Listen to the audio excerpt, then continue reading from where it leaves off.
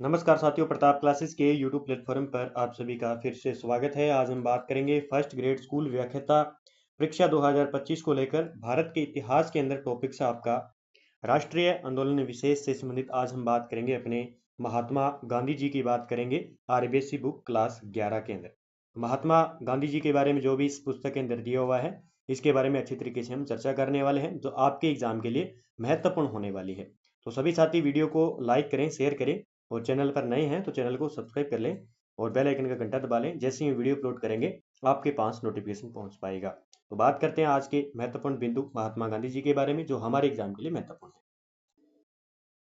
तो हम बात करेंगे मोहनदास करमचंद गांधी यानी महात्मा जी के बारे में अच्छी तरीके से पढ़ेंगे, जो फर्स्ट ग्रेड के एग्जाम में स्पेशल टॉपिक्स है महात्मा गांधी जी के बारे में।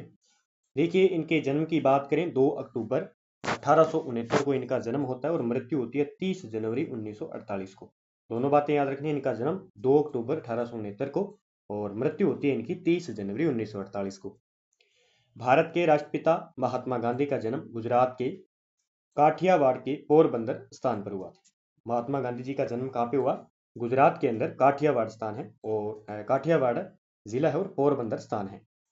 बाल्यकाल में संकोची, एकांत, अप्रिय, मितभाषी और दृढ़ निश्चयी व्यक्तित्व के धनी थे, लेकिन परवर्ती घटनाक्रम में संघर्ष करके वे भारत ही नहीं अपितु पूरे विश्व के महानायक बन गए हैं।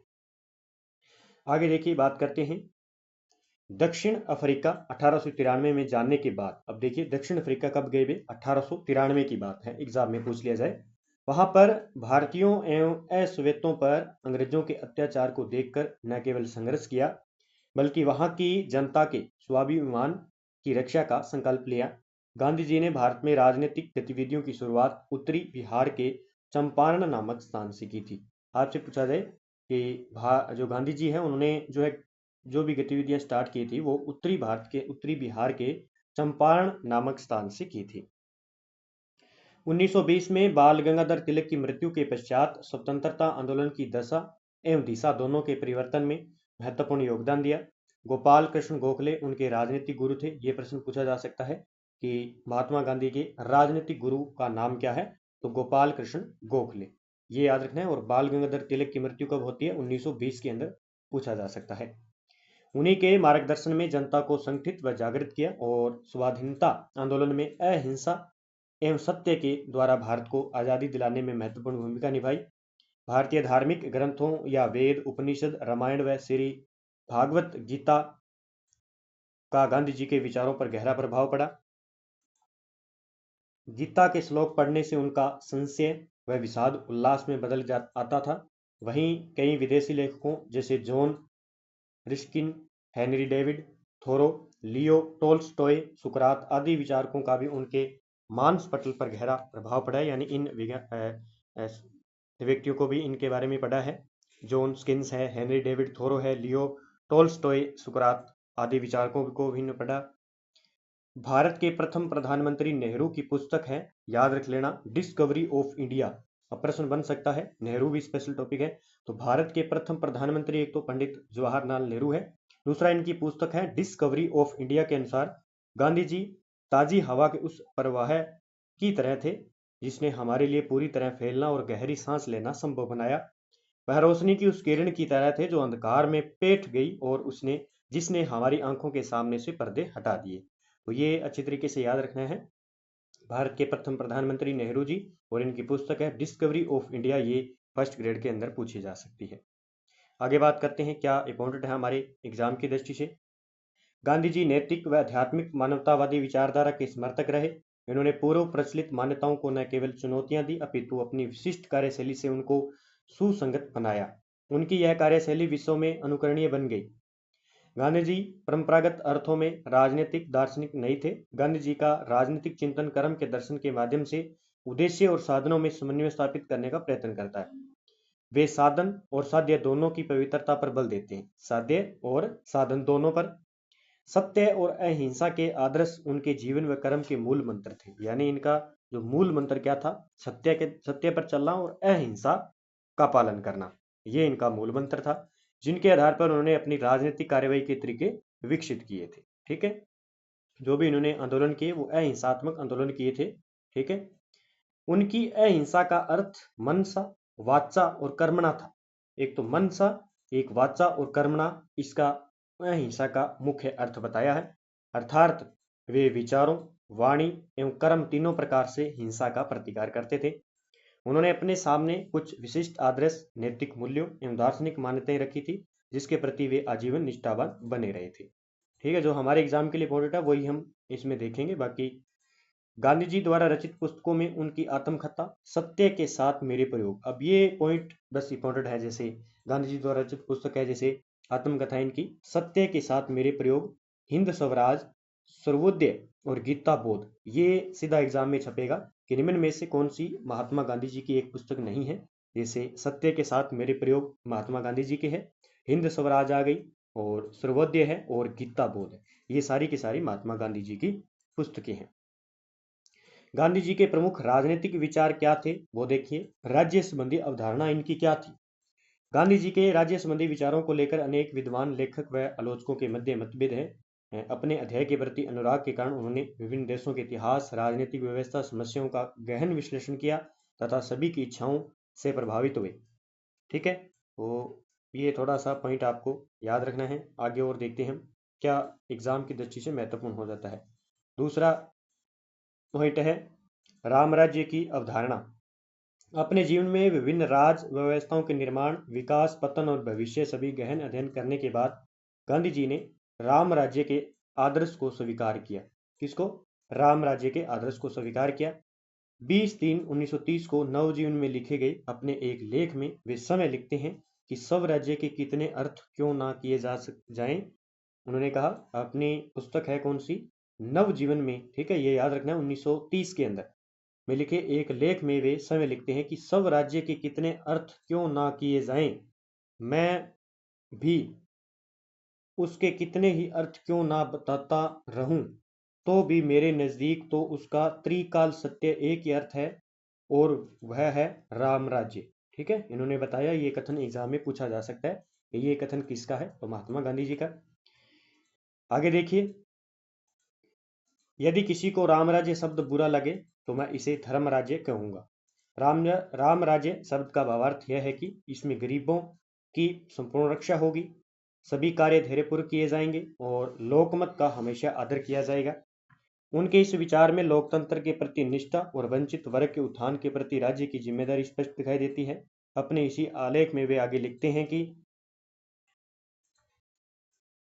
हैं कि यह याद रहे कि राम राज्य स्थापित करने के लिए हमें पांडित्य की कोई आवश्यकता नहीं है। जिन गुणों की आवश्यकता है वह तो सभी वर्गों के लोगों में, स्त्री, पुरुष, बालक और बूढ़ों में तथा सब धर्म के लोगों में आज भी मौजूद है। क्या? सत्य, अहिंसा, अनुशासन या मर्यादा पालन, वीरता, क्षमा, धैर्य आदि गुणों का हम में से हर एक यदि वह चाहे तो आज ही परिचय नहीं दे सकता है।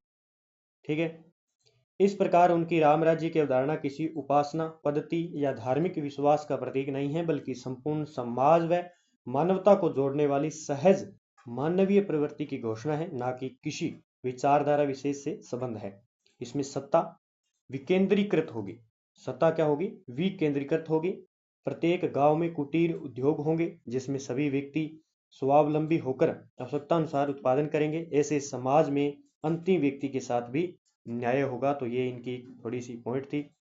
उसके बाद में गांधी जी ने राजनीति को धर्म व नैतिकता से संबंधित किया। उनके राज्य में धर्म विहीन राजनीति मृत्यु के समान है।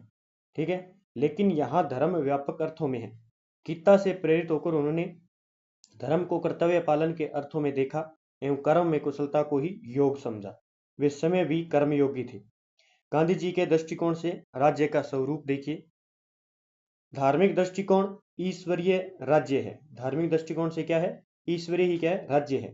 आर्थिक दृष्टिकोण से मानव की सीमित आवश्यकताओं के आधार पर सादगी व सरलतापूर्ण जीवन की विकेंद्रीकरण व्यवस्था है। लाभ के स्थान पर मानवीय आवश्यकताओं का आधार प्रमुख है, ये उन्होंने कहा आर्थिक दृष्टि को। सामाजिक दृष्टिकोण को बिना भेदभाव के पारिवारिक स्वरूप का समाज ही क्या है? सामाजिक दृष्टिकोण है। उसके बाद में राजनीतिक दृष्टिकोण की बात करें, इस विकेंद्रीकृत सत्ता में सभी प्रतिबद्ध नैतिक है, सब नियंत्रित है।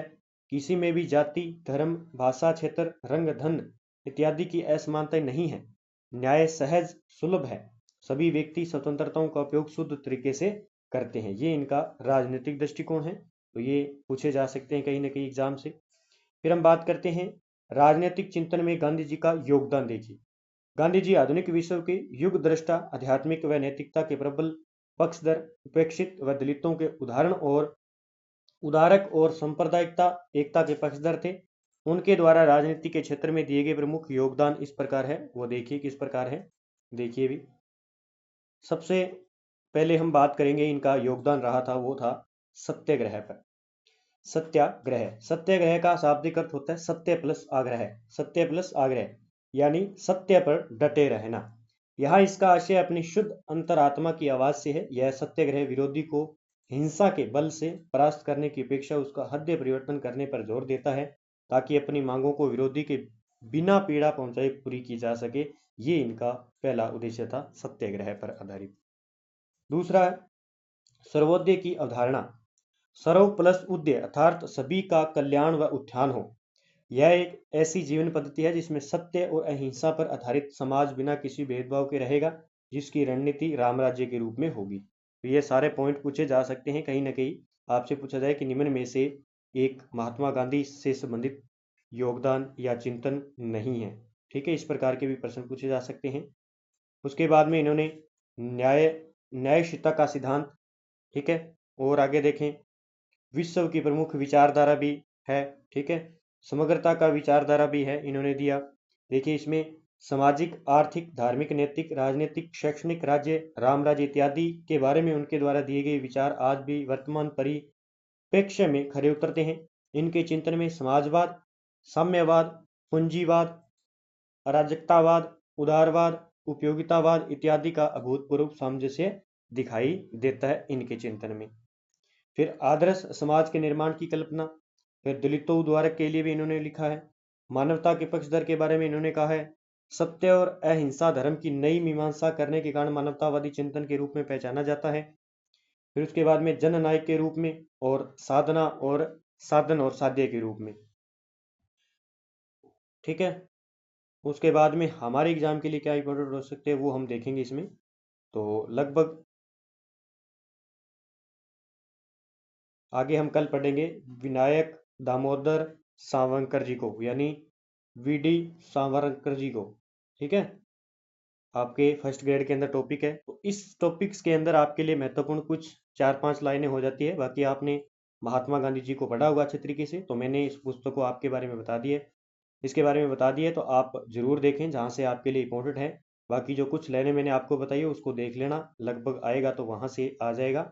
बाकी आपको महात्मा गांधी पूरा पढ़ना पड़ेगा। ठीक है, तो इस बुक के बारे में जो मैंने बताना था वो आपको बता दिए। तो सभी साथी वीडियो को लाइक करें, शेयर करें, और चैनल पर नए हैं तो चैनल को सब्सक्राइब कर लें। ठीक है, इनकी कुछ पुस्तकें थी जो हमने बात की थी वो याद पढ़ लेना इसके अंदर। जैसे यहाँ पे पुस्तकें थी सत्य के साथ मेरे प्रयोग, हिंद स्वराज, सर्वोदय और गीता बोध। ये एक पॉइंट हमारे लिए इंपॉर्टेंट है। ठीक है, उसके बाद में एक वो पीछे पंक्ति आई थी वो याद रखनी है। ठीक है, उसके बाद में ये एक नेहरू की पुस्तक भी याद रखनी है, डिस्कवरी ऑफ इंडिया, यहाँ पे इंपॉर्टेंट हो जाती है हमारे लिए। उसके बाद में 1920 में बाल गंगाधर तिलक की मृत्यु होती है, ये भी याद रख लेना। और इनके राजनीतिक गुरु कौन थे, कृष्ण कुमार गोखले, ये भी याद रखना है। तो लगभग जो है इसमें 5 से 6% जो एग्जाम की दृष्टि से बन रहे हैं तो वो हमें पता चल गया है, इससे बाहर लगभग नहीं जाएगा। बाकी आपने महात्मा गांधी जी को अच्छे तरीके से पढ़ा है तो वहां से प्रश्न आ जाएंगे। जय हिंद, जय भारत दोस्तों, मिलते हैं अगले टॉपिक के साथ।